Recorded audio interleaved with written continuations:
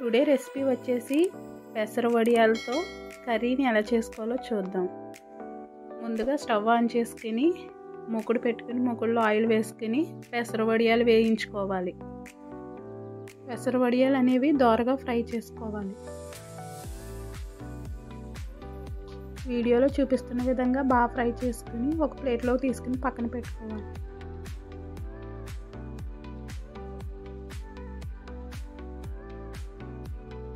ఇప్పుడు ముందుగా క్లీన్ చేసి పెట్టుకున్న ఎండ్రాయిల్ని ఆయిల్లో వేసుకుని బాగా ఫ్రై చేసుకోవాలి.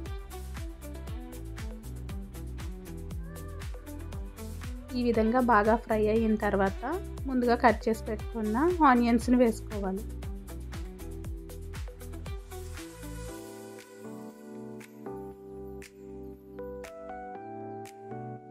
ఇప్పుడు ఇందులో కొద్దిగా సాల్ట్ వేసుకుని బాగా వేయించుకోవాలి.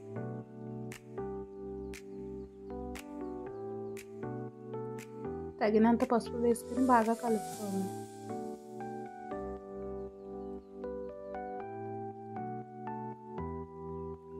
ఆనియన్స్ అనేవి ఈ విధంగా బాగా ఫ్రై అయిన తర్వాత రెడ్ చిల్లీ పౌడర్ని యాడ్ చేసుకోవాలి.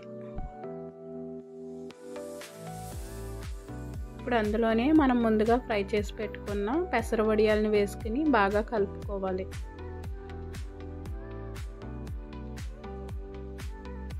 ఈ విధంగా బాగా కలుపుకున్న తర్వాత తగినంత వాటర్ వేసుకుని కూర దగ్గర పడే వరకు ఉడికించుకోవాలి.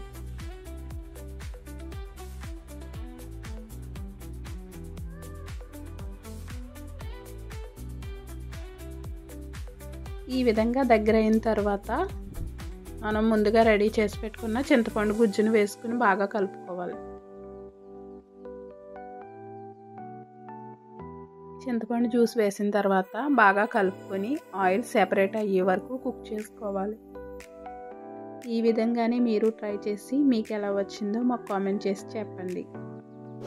మా ఛానల్ని షేర్ చేయండి, లైక్ చేయండి, సబ్స్క్రైబ్ చేయండి. Please subscribe.